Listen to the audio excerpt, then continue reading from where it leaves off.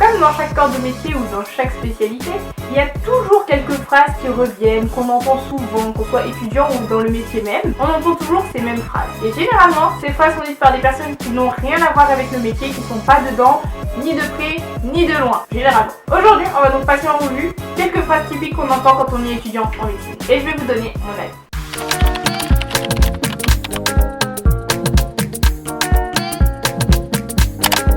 Salut tout le monde, c'est Annie. Aujourd'hui on se retrouve pour une vidéo un petit peu chill, un petit peu parlotte. On va parler de ces phrases mythiques qu'on a déjà entendues en étant étudiant en médecine, ou peut-être que vous-même, si vous n'êtes pas étudiant en médecine, vous avez déjà posé ces questions à des étudiants en médecine ou autres. Donc on va voir ça. Pour les étudiants en médecine, je suis sûre que vous allez reconnaître certaines de ces phrases. Donc vous savez, on se sait. On va commencer par la première phrase. Tu l'as toujours bossé tes cours quand t'es en médecine, sans répit, tu as tout le temps bossé. Alors, non, c'est vrai qu'en P1, ouais, tu bosses tout le temps parce que c'est un concours, c'est la PACES, tu veux accéder aux études de santé, pas que médecine d'ailleurs, mais bon, c'est la PACES quoi. Donc t'es obligé de tout le temps bosser, on va dire. Sauf qu'après, quand t'arrives en P2, D1, tu bosses pas tout le temps. Faut se le dire, faut être honnête, tu ne bosses pas comme en P1, tu bosses moins, tu prends plus de temps pour profiter de la vie étudiante, parce que oui, quand t'es en P2D1, tu peux profiter de ta vie étudiante comme tous les autres étudiants des autres facs, et ça c'est cool. Tu penses plus à faire la fête qu'autre chose, en gros. Donc non, tu bosses pas tout le temps. Après, quand on arrive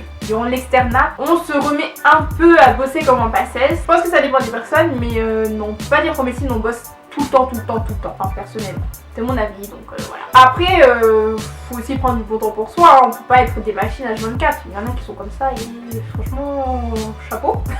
Mais moi, et je pense que la plupart des étudiants en médecine, il faut quand même qu'on ait un jour de pause ou une après-midi de pause, enfin, un moment où on fait pas que de bosser, on fait autre chose, on pense à autre chose, on voit nos potes, on fait la fête, je sais pas, on fait d'autres trucs quoi. Donc pour la première phrase typique, je dirais non. Ensuite, deuxième phrase. OMG, la médecine c'est trop long, je pourrais pas. En plus vous voyez du sang, moi je peux pas, je tomberai dans les pommes. Non, c'est vrai que les études sont longues, minimum 9 ans, même si après l'externat, t'es interne donc tu travailles, mais bon quand même, c'est long. C'est-à-dire ce qui est, tout le parcours depuis la P1 jusqu'à ce que tu sois docteur, c'est long. Ça, je suis d'accord. C'est parfois même interminable. Quand tu es dedans, tu as l'impression que tu passes toute ta vie dedans et que tu vois rien d'autre. Mais bon, après, ce n'est pas parce qu'on a peur du sang que on fait pas de médecine. Par exemple, pour les TP d'anatomie, on voit des corps, on voit l'intérieur du corps, les organes, etc. Et il y en a certains qui n'aiment pas, donc ils ne regardent pas.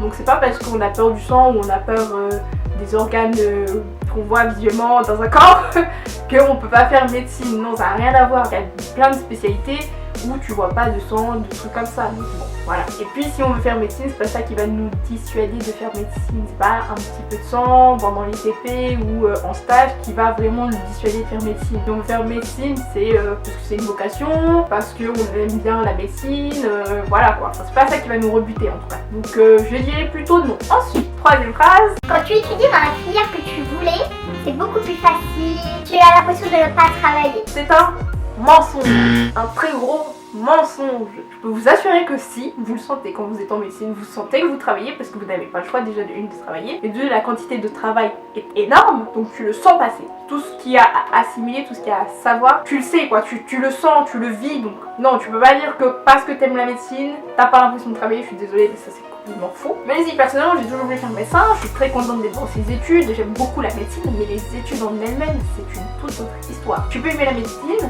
mais ne pas aimer les études. C'est surtout quand tu arrives durant l'externat que tu te rends compte que les études de médecine sont longues, parce que tu as déjà fait P1 2 fois pour certains, P2, D1, et ensuite t'enchaînes externat pendant 3 ans. C'est long, c'est lourd à force, et puis toutes les connaissances assimilées que tu dois avoir en tête.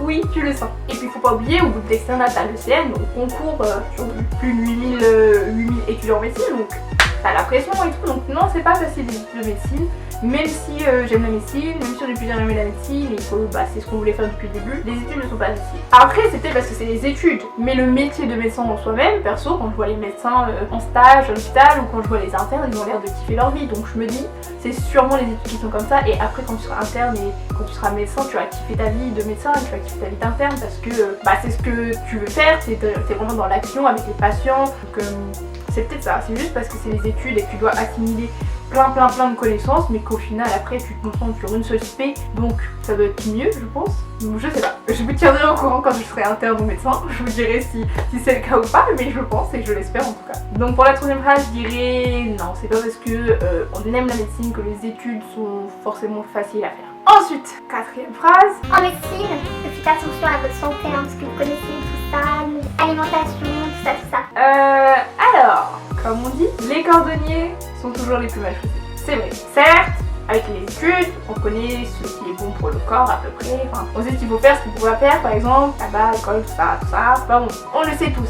Mais ça n'empêche pas que certains fument, que ce soit les étudiants ou les médecins. Donc c'est pas parce qu'on est médecin qu'on connaît ce qui est bon pour le corps, ce qui est pas bon pour le corps, qu'on le fait forcément. Surtout avec des études qu'on fait, en fait, j'ai l'impression que c'est un peu comme un cercle vicieux. Parce que tu fais des études longues, t'en peux plus, donc tu te réfugies, on va dire, peut-être dans la malbouffe, tu développes un stress et que ça te donne envie de fumer, je sais pas. Peut-être à cause des études, bah tu manques de sommeil parce que faut se prendre, faut liser, machin. Et donc après, t'arrives pas à en sortir parce que ça peut te réconforter, par exemple si c'est de la mauvaise bouffe, ou vu que t'as du mal à dormir, ton cycle est complètement déréglé et que bah c'est plus compliqué. Enfin, c'est un cercle vicieux un petit peu, donc pour cette phrase typique, je dirais non. Ça veut pas dire que ces personnes qui mangent mal, ou ces personnes qui fument ou qui boivent vont être de mauvais médecins, pas du tout. C'est juste que bah pour eux-mêmes, ils ont besoin de fumer, ils ont besoin de mal manger ou je sais pas. Mais ça veut pas dire que ce seront des mauvais médecins. Que ouais, c'est peut-être à cause des études que certains négligent leur santé. C'est stupide à creuser. Cinquième phrase. De toute façon, l'État vous paye vos études. Non, non et non. Ces études ne sont pas gratuites et ça à partir de la première année. Parce que oui, quand tu es en PACES, il y en a certains qui choisissent les prépas et les prépas ça a un coût, c'est plus de 1000 € et d'autres qui prennent le tutorat où c'est moins cher, donc ça dépend des villes ou ça, mais c'est beaucoup moins cher, mais ça a quand même un coût. Certains veulent prendre des livres, donc tu rajoutes, ça fait beaucoup. Puis il y a aussi ceux qui doivent aller dans d'autres villes, donc qui doivent payer un loyer, leurs courses, les charges fixes, tout ça. Puis il y a aussi les frais de scolarité, la CBEC. Donc non, ces études ne sont pas gratuites, rien que dès la première année. Ensuite, après la première année, tu dois avoir ton matériel médical, stéthoscope, marteau-réflexe, etc. Bref, personnellement, je ne pensais pas que le prix grimperait aussi vite. Le prix d'un stéthoscope, c'est environ 90-95 €. Ça dépend de la marque, mais c'est dans ces environs-là. Et pour certains, ça peut être assez compliqué. Enfin, après la P2 et D1, vient l'externat. Et là,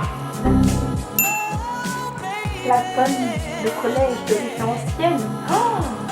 Sachant qu'environ un collège, donc un référentiel, ça coûte, on va dire, entre 35 et 40 €. C'est variable, mais plutôt vers les 35 €. Donc, imagine-toi, que même pour chaque trimestre, tu as environ 4 matières, un peu plus, mais on va dire 4 matières. Donc, 4, 12. Donc, 12 fois 35, je vous laisse faire le calcul. Sachant que, certes, pendant l'externat, on a un salaire, mais 200 €, je suis désolée, c'est pas beaucoup. En bac plus 3, 4 et 5, pour l'externat, c'est que dalle, 200 €. Non, ces études ne sont pas gratuites. Enfin bon, ouais. Imaginons, donc t'as ton salaire de 200 €. Puis, ceux qui vivent dans leur appartement, tout ça, il y en a qui ont la bourse, d'autres qui l'ont pas. Donc, certains doivent avoir un job étudiant en même temps que leurs études. En P2D1, c'est possible, mais après durant l'externat c'est beaucoup plus compliqué. Faut gérer l'externat, les stages, les cours, puis le job étudiant, puis gérer son petit appart, tout. Enfin, au bout d'un moment, la pression, la charge est immense. Et certains peuvent se retrouver dans des situations de précarité qui peuvent amener à d'autres problèmes. Donc dépression, malnutrition, enfin, ça peut aller très très vite. Je vais prendre mon ordi et je vais vous parler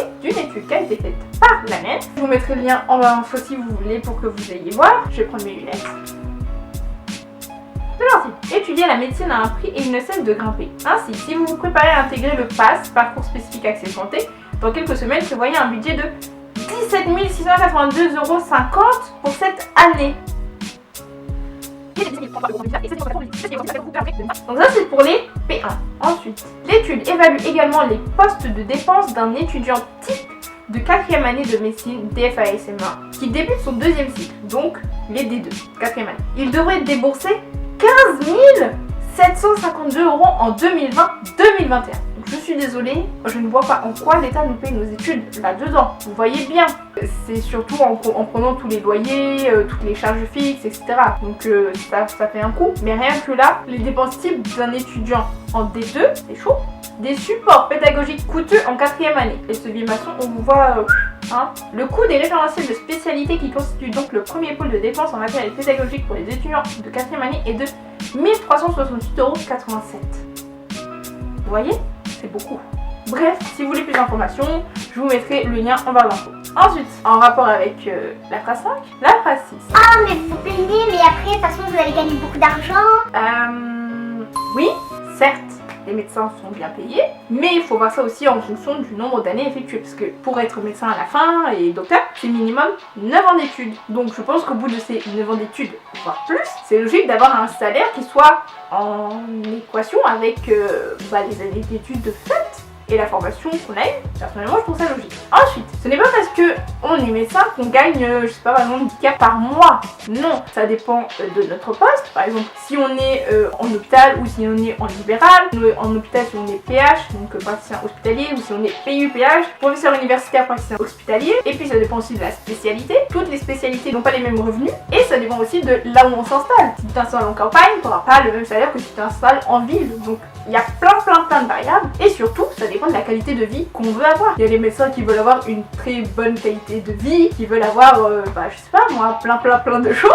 Ils vont travailler en conséquence pour avoir un salaire beaucoup plus élevé. Et puis il y a des médecins qui n'ont pas besoin d'avoir, je sais pas, une villa au bord de la mer avec une maison secondaire à l'autre bout de la France. Tout dépend de plein de choses et surtout de la qualité de vie que le médecin va avoir. Oui, on gagne beaucoup, mais je pense que c'est en fonction de ce qu'on veut faire plus tard, des années d'études aussi, ça compte, hein, et de la qualité de vie qu'on veut mener. Parce que si vous voulez une vie de malade, c'est sûr que on va bien bosser quoi. 7ème phrase typique. T'inquiète, c'est la première année qui est dure, après le reste c'est facile. La fameuse phrase qu'on entend tous quand on est en P1. Franchement, je sais pas c'est qui a inventé ça, qui a dit ça, mais c'est pas possible, ce n'est pas vrai, c'est le plus gros mensonge des études. Surtout, j'ai déjà entendu un médecin dire ça. Et là, je suis en mode, mais en tout cas, c'est faux. Le reste est dur. Je crois qu'on nous prévient pas assez. En P1, on nous dit ouais, t'inquiète, c'est plus facile après. Je pense que c'est juste pour nous motiver, nous donner une petite motivation pour nous dire ah ouais, je passe la P1, après ça va être YOLO tranquille. Alors que pas du tout. Et même si on nous prévient que en fait ça va pas être si facile que ça, tant que t'es pas dedans, tant que tu ne le vis pas, tu t'en rends pas vraiment compte. Parce que personnellement, après la P1, je me dis ah c'est bon, je suis en médecine et tout, trop cool, je suis contente, c'est tout ce que je voulais faire et tout. Mais maintenant que j'y suis, c'est du très lourd hein. Parce que t'as beau te renseigner par tous les moyens possibles, demander à tous les gens possibles, en fait tant que toi tu n'es pas dedans, tu peux pas vraiment savoir. Et puis c'est toujours des gens, ou presque, qui ne sont pas en médecine qui te disent ça. Donc bon, peut-être que c'est pour motiver quand on est en P1, mais c'est quand même un très gros mensonge. J'ai oublié d'enlever mes lunettes. 8ème phrase typique. En médecine, tu sauves des vies. Alors, à pas faire la pomme verte dans tous les services, je vois pas trop quelle vie. En tout cas, en tant qu'étudiant de premier et deuxième cycle, personnellement, j'ai pas sauvé de vie pour l'instant. Et je pense qu'on est beaucoup à ne pas avoir sauvé de vie. Mais s'il y a des étudiants qui ont déjà sauvé des vies, dites-le nous, hein. Enfin dites-le moi en commentaire. Moi je veux bien savoir, raconter l'histoire, comment ça s'est passé, machin, moi je veux savoir. Parce que clairement, ça m'intrigue, j'aimerais savoir. Donc, après une plante verte, je ne vois pas. Après, ça dépend aussi des terrains de stage. Par exemple, si tu es en stage d'urgence, peut-être que tu as plus de chances de sauver de vie que si tu es en stage dans une autre spé où tu sauves pas trop de vie. Et après aussi, vu qu'on est étudiant, c'est pas nous qui prenons les décisions, c'est pas nous qui faisons les trucs. Enfin, je pense que pendant l'internat, quand tu es interne, ouais, je pense que tu sauves des vies et quand tu es médecin aussi, mais quand tu es étudiant, pas trop. Phrase 9, ou plutôt question 9. Tu veux faire quoi comme spé? La question la plus posée à tous les étudiants de médecine, je pense. Et cette question, je vous jure, je n'aime pas qu'on me la pose. Je déteste qu'on me pose cette question. Parce que je ne sais pas ce que je veux faire comme spé. Et quand on me pose la question, ça me fait stresser parce que ça me fait penser qu'il faut que je fasse un choix. Sauf que je ne sais pas quel choix faire. Je ne sais pas. Dans mon esprit, c'est le flou total. Il y a énormément de spé, plus de 40 spé, je crois. Et donc choisir une spé, ça va être compliqué. Il y en a certains qui savent dès le début ce qu'ils veulent faire. Très bien, franchement, chapeau bas parce que je sais pas comment vous avez fait pour choisir, mais moi je trouve ça compliqué. Puis il y a d'autres personnes comme moi qui ne savent pas quoi faire et qui sont stressées à l'idée de choisir une seule spécialité. Donc ne posez pas cette question aux étudiants. Voilà. Et puis, dernière phrase typique, 10e phrase typique ou dernière question. Il te reste combien d'années à faire? La question est beaucoup posée. Quand on te pose cette question, tu te dis ah ouais, en fait il me reste pas mal d'années quoi. Parce que c'est long. Les études sont longues et qu'il y a beaucoup d'années à faire. Donc à chaque fois qu'on me pose cette question, je me dis comment dire, je n'ai pas fait la moitié des années minimum que je peux faire. Les études de médecine sont longues. Ça tu te dis faut être courageux pour faire ces études. Franchement, chapeau bas à tous les étudiants en médecine, big up à nous parce que pas facile tous les jours. Enfin bon, voilà, j'ai une petite vidéo parlotte comme ça parce que je me suis dit c'est pas mal les autres vidéos là. Si vous avez des questions ou si vous voulez débattre ou si on vous a déjà posé ces questions, dites-moi en commentaire. Dans quel contexte, qu'est-ce que vous avez répondu, j'aimerais bien savoir. Enfin bon voilà, vous avez eu mon avis sur ces questions-là que nous étudiants en médecine recevons régulièrement. En tout cas, si vous avez des questions ou autres, si vous voulez que je parle d'un sujet spécifique, dites-le moi. Cette vidéo est terminée, on se voit dans une prochaine vidéo. Kissi kissouille.